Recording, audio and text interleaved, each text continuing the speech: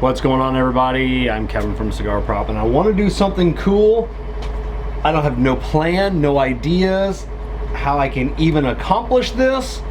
So let's do this step by step and we'll learn together.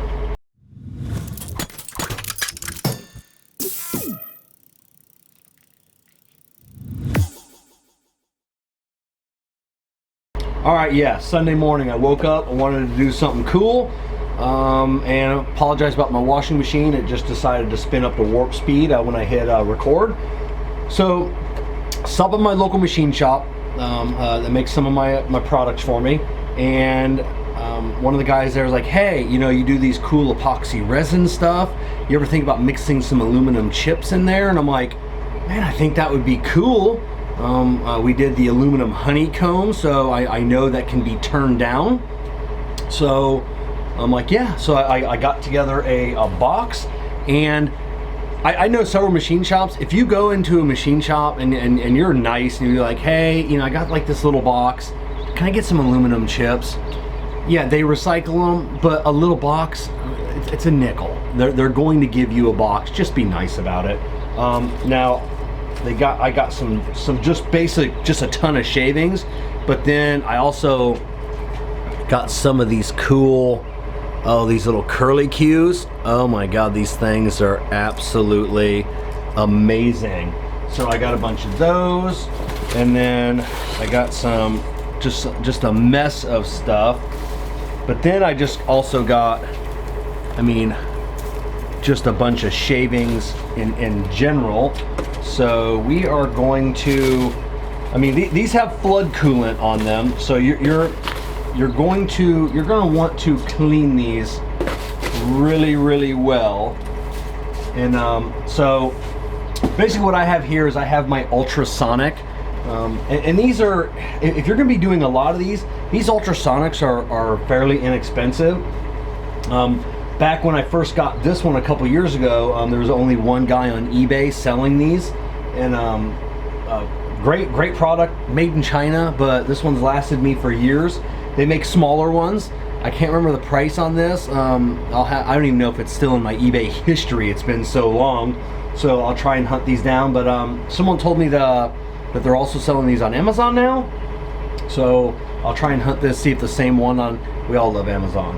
And then on the cleaner, there's a product, I don't have the bag here with me. It's from Caswell. I believe I put the link when we did the aluminum honeycomb one. They make the best aluminum degreaser out there, in my opinion. It's what I've used for years.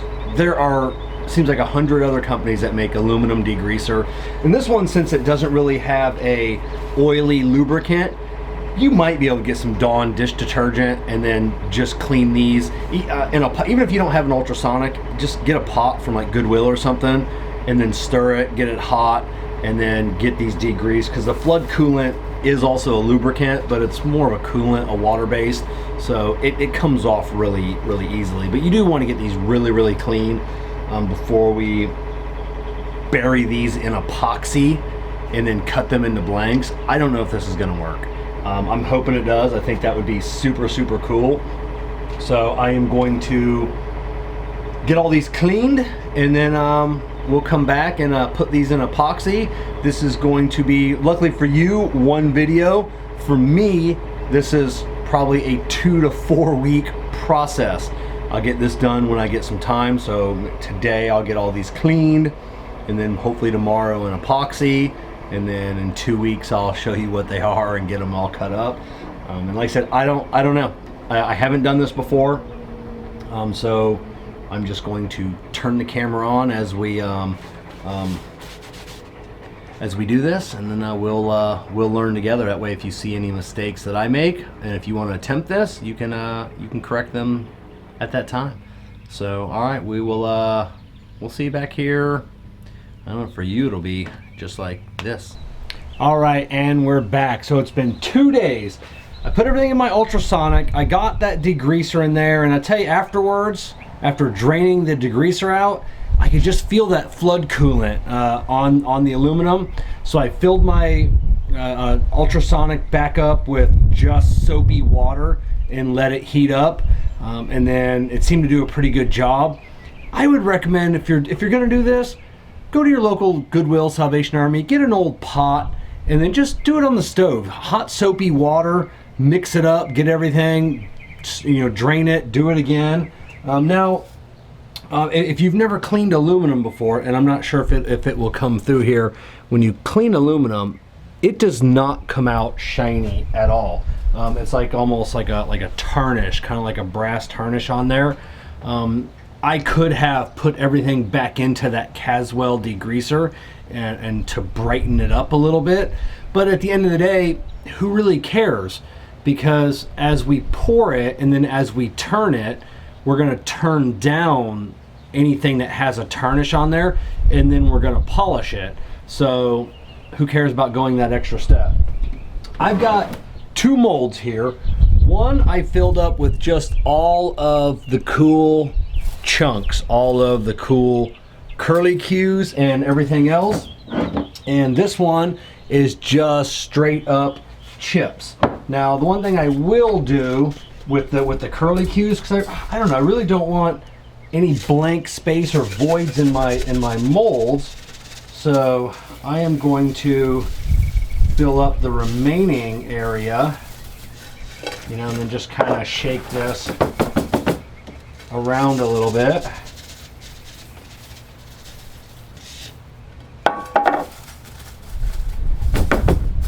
And then I'll shake this and kind of get this. I mean, look at that one. I mean, how cool is that going to be? So I don't know. Then we're going to fill this up with some epoxy on both of these. We'll see how it turns out. And if this is the first time you've watched one of my videos, yes, the channel's called Cigar Prop, but I make cigar accessories out of epoxies and wood and everything else. But we use the WiseBond Deep Pour Epoxy. And what I love about this is I'm getting ready to pour this up, and then I will leave this sit for about 3 hours, maybe 4 hours, depending on how thick I want it, like the cool colors. And that gives enough time for all the air to just rise out naturally. And then I will pour it in. We'll do some cool swirls, and there'll really be no air in here. So that's a great thing about WiseBond. It just slow curing, and then it just gives you that much more time to work with the product. No pressure pots, no vacuum chambers, no nothing like that. So I'll get these colors mixed up. I really don't know what I'm gonna do. Probably maybe like a green and an orange. I'm trying to think, colors that would stand out with aluminum as you're turning it down. So maybe a green and an orange mixed, maybe a red. So I don't know. I'll get these mixed up. I'm not going to show you me mixing. You guys know how to mix epoxy. Pour, stir, and then on this one, wait 3 to 4 hours.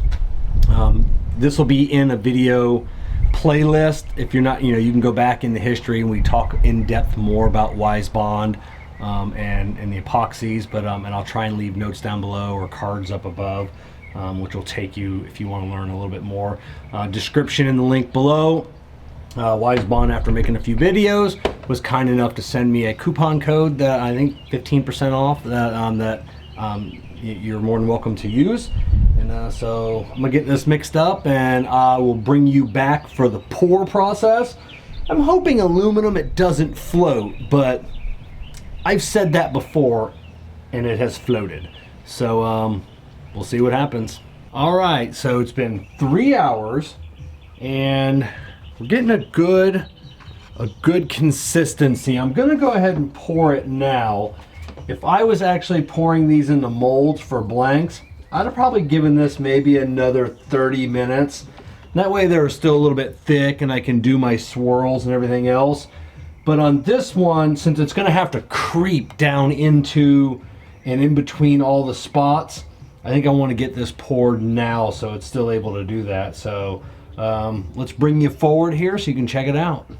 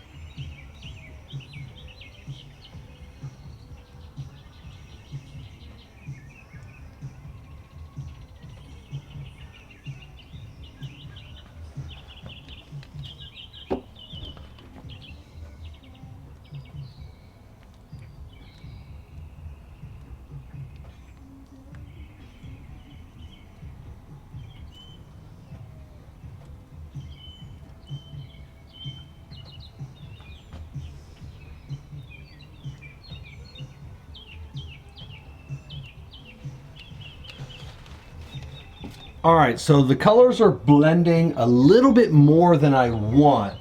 I can see they still have a little bit of separation. I got the blanks, the majority of them full, as you can see. I think I'm gonna give this the last little bit. I think I'm gonna give it a little bit more time, maybe another 30 minutes, let it set up a little bit, and then gonna pour the rest in. I think I'm gonna be short though on epoxy. I'm not 100%, so we'll find out here shortly whether I'm going to have enough. The good thing with WiseBond, this inside this mold, this is still going to be setting up for the next 8 hours. So I know that I can just whip up some more real quick. There's no reason I'll have to wait 3 hours. So if I'm not quite full, I'll just whip up a little bit more. I'll give it an hour for the air to get out of itself, and then I'll just pour it right in there. So that's the great thing about WiseBond. There's no exact measurements you have to scrambling. You're never in a hurry. Take your time. You can reposition. You can move things around because you got time. Like I said, this is going to be hardening overnight, and hopefully by morning we'll pull it out. But we'll come back in here a little bit when I'm pouring the rest of it, and we'll see how it goes. All right, we are back. So this has gotten pretty thick.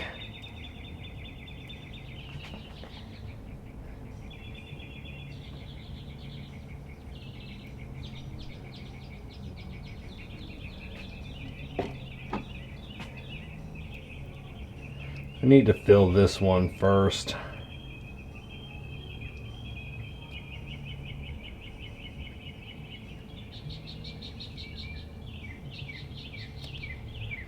Alright, I'm just going to leave that go.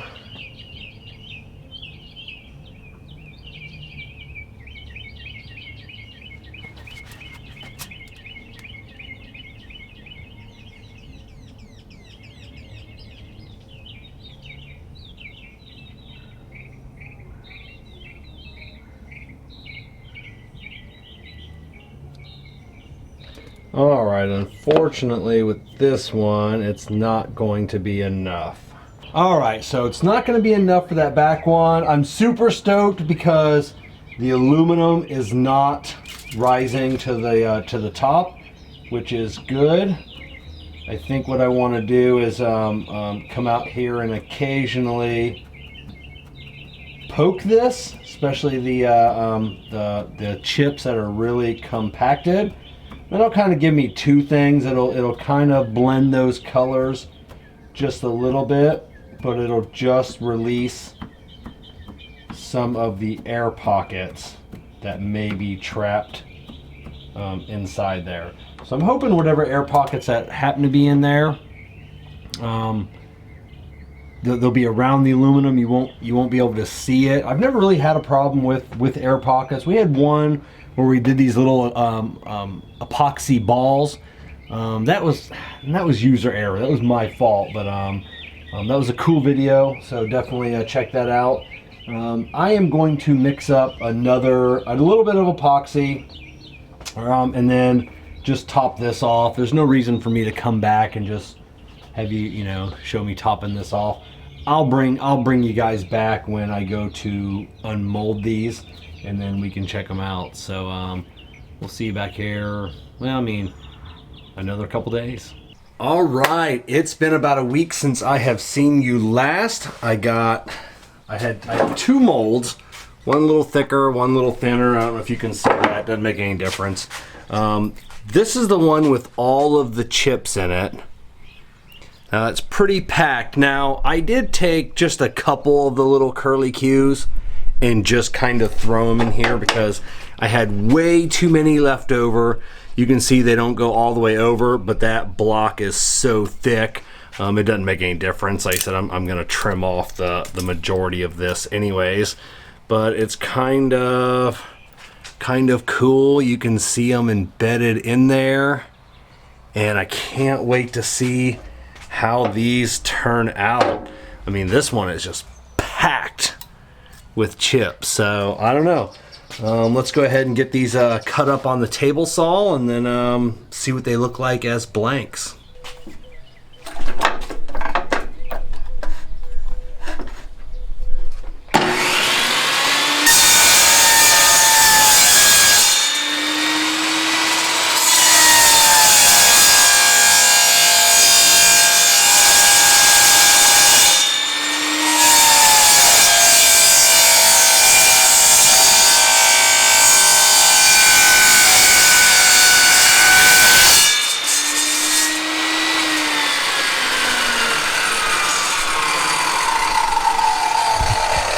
All right, we got some pretty cool pieces out of here. I don't know, you can see that was the larger piece. There was the smaller one. So it'll be cool to get these drilled out, cut down to size. And then I'll definitely have to trim these up quite a bit. These are super tall. I didn't think that they were, and think about measuring the depth of the pour, so that's going to be a huge, I don't know, maybe I'll just make it a giant, whatever it is I'm going to make out of it. But I mean, look at the cool curly cues in there. Oh, I can't wait to see how those turn down. And the one thing, if you're cutting these on your table saw, you can cut them on a chop saw. Sometimes I do if I'm making a little bit smaller ones. My bandsaw's a little wavy, takes a little bit longer because of the thinner blade. I like them on the table saw. Make sure you're using something like the gripper. I love this. They have these adjustable feet so you can keep this part flat, and then you can adjust this so you're not, once you get down to, you're cutting, the end here, so at least this part is still flat on your table. And then I love this because this is about as you can see me using it, it's about the size of your typical blank mold that you're gonna pour. So I love being able to run it down, and then when I hear it stop cutting, I just stop, I hold this over the blade, and then I just flip the off switch and I just hold pressure down. If you've ever cut any type of epoxies or acrylics or anything else, you can get these little chunks which are like missiles, which I have some around here. So if you were just using a push stick or something else, those little chunks come off. Man, even with glasses, they can hit you in the cheek, they hit you in the arm. Experience has told me to always use my gripper. Go on there, you can sometimes hear the pieces hitting inside here.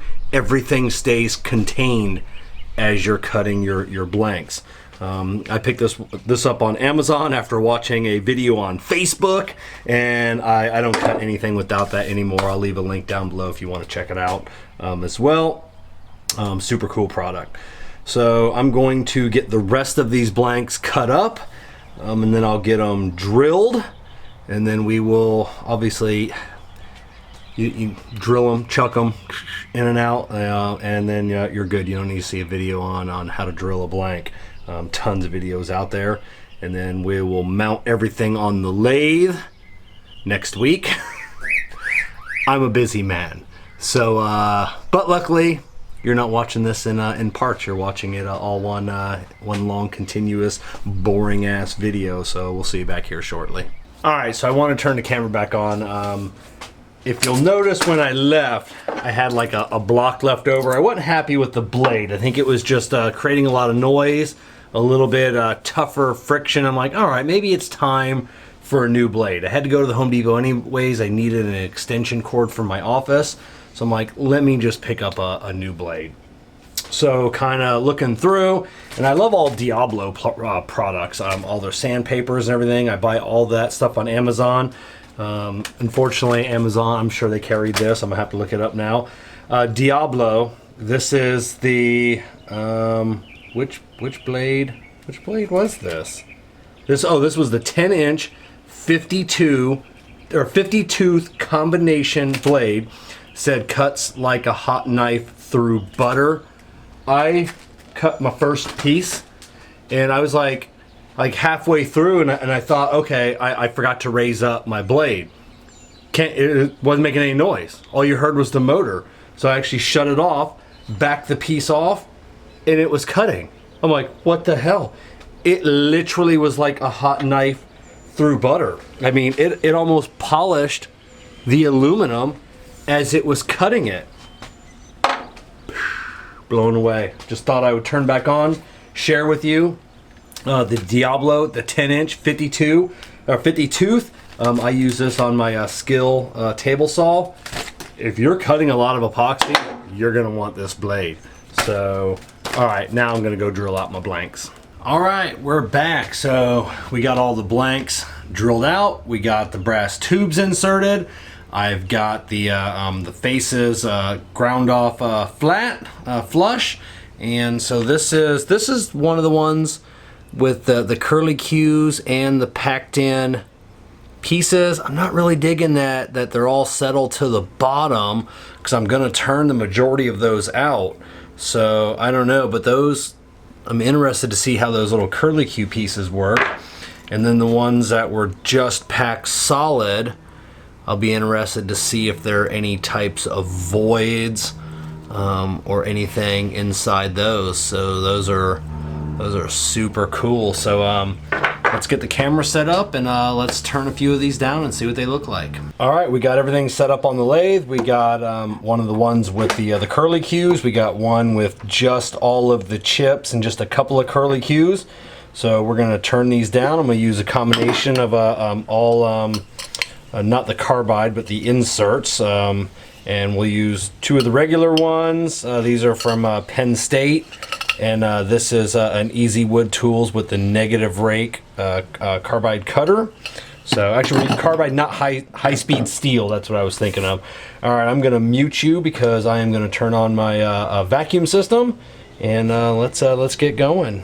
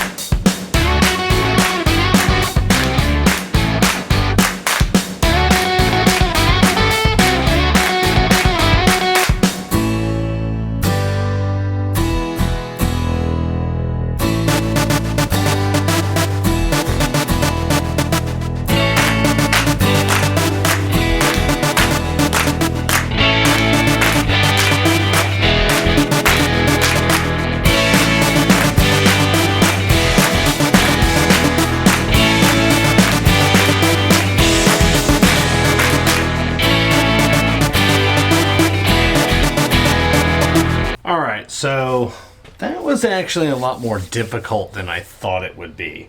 I don't know if you could see it, man. When you're hitting some of those aluminum pieces, they were definitely hitting the tool back. I definitely had a couple little blowouts, which I never even thought about. You know, when a little tiny sliver of aluminum, when you turn that out, it's going to leave a little bit of a void there. So I don't know. I'm going to turn down the rest of these, polish them up, and then just try and, it feels like I'm getting into a rhythm, so it might be something that you may have to try and just see what's gonna work, what's not gonna work. The Easy Wood Tools with the negative rake carbide cutter, that didn't seem to be working very well with the aluminum. It works really good with epoxies, acrylesters, things like that, but not so much with the aluminum this time. So definitely going to keep practicing with these, and these will be hopefully not all. Hopefully, I'll get a few perfect ones so I can at least make some profit here. But if not, these will go on my website as defects. Sell them at half cost. And ooh, that was a piece of aluminum. This is all aluminum too. Be careful with that. I didn't think about that. A lot of aluminum around here. So let me get some more turned down and sand it down, polished up, and then maybe we'll see. Maybe we'll come back and turn another one after I get a few down. So I don't know. Let's just stay tuned. We'll see where this is going. All right, and we are back. This was a lot more difficult than I thought it would be. I'm going to take some pictures and throw them up on the screen because I just don't think that just holding them up can do it justice. These were difficult. These were hard on even the tooling, the I used carbide tooling. I think on the next one, just to kind of save on the tooling, I think I may go back to my high-speed steel, give it a good sharpen. That aluminum was pretty. It was tough. It was tough. I come from the machining world as well, the metalworking side. So I know that aluminum can be tough. Then you mix it with the epoxy, and then it's not solid aluminum. It's coming down and hitting the blade. It took me about 4 blanks to get the process down. I exploded 2 blanks. I had 4 that I didn't realize until after I drilled them and put the brass in that I drilled off center. So I ended up having to throw 4 blanks away, or 5. So I think I ruined about 7 blanks. So it's going to make this project a little expensive, but that new saw blade really helped of keeping the straights or the cut straight on the solid block. I did order a new mold today, individual, so maybe we'll have a video on that coming up as well. Get rid of having to cut the blanks. So did all the turning, pretty good. Every now and then,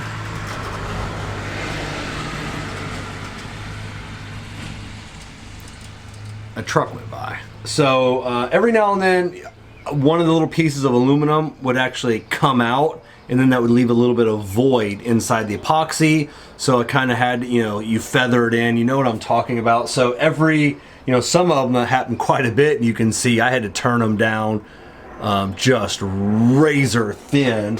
And then some I had to leave a little bit thick. So I really wasn't in control completely of the design that I wanted to do. It was just turning it, seeing what happened, and then adapting to what was going on, which is the mark of a good turner. So just adapting, keep going. You get there's no such thing as a mistake. Just keep going. Now, the one good thing is there is a couple little chips in here, and I'll tell you, I could see them as I was turning, but man, once I got these polished up, there's, I can only find 1 or 2 flaws in these. That's what I love about the WiseBond Deep Pour Epoxy that we use. It's a slow setting epoxy.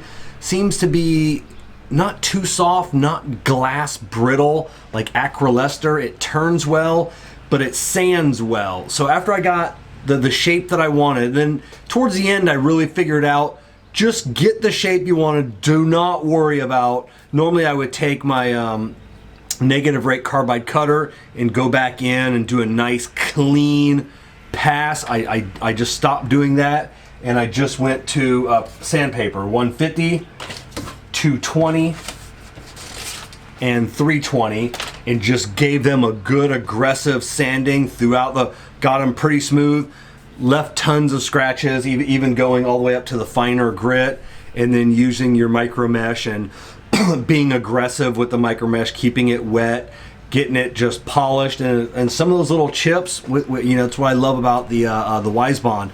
They just seem to feather themselves out, and then just take it over to my buffing wheels and give them a really good buffing. They will dirty up your wheels though, because this is aluminum. Like I said, it's hard to see, but you got to remember that aluminum is flush, so that is raw aluminum showing, though you can't feel it because it is perfectly like glass. So it will dirty your wheel up a little bit. Just keep that in mind. I don't know if I would do aluminum again.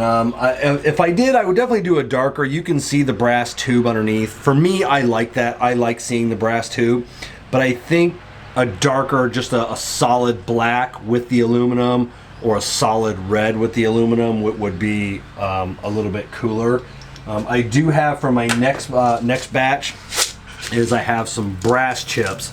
Now these are just, they're almost completely uniform, a little bit nicer, a little bit more higher quality, but that wasn't the aluminum. I just stuck my hand in my buddy's and just pulled out chunks. So I probably could have sifted it, got more uniform, but I didn't do that. And then I also have some titanium chips coming, a lot more uniform like the brass. So I'm interested. Titanium's a tough metal, so that's going to be the brass. Piece of cake. It's soft. It'll turn with the carbide. It's going to look fantastic. I'm definitely going to do the brass with a deep blacks or a deep red, because those two colors will pop. So I don't know. It's cool. I'll leave a link down below. It is an affiliate link, but it's a great discount code for like 15% off WiseBond. You buy a kit, I make a couple dollars, so I definitely appreciate that. Also, in the links down below is just all the stuff I use on Amazon. Just everything from my CA glue to everything else. So if you're wondering what else I use, links down below. This has been like a 6-part video, 1 part for you. I don't know how long we've run, so I got to wrap it up. If there's anything that I forgot to talk about, because I said being a couple days here, a week here, sometimes I'll tell you that I'm gonna say something later and then I don't do it because I forget, because it was a week later. So all right, cats and kittens, that's all I got. Let me know if you see something I could have done better, done differently, even if I'm holding my tools wrong, if you notice that.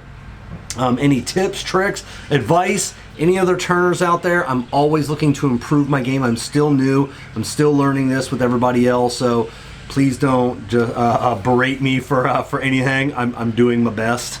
I'm doing my best. So I'm always looking for constructive criticism and advice to take me to my next step. So if you see anything, got any comments, leave them down below, and we'll see you next time around.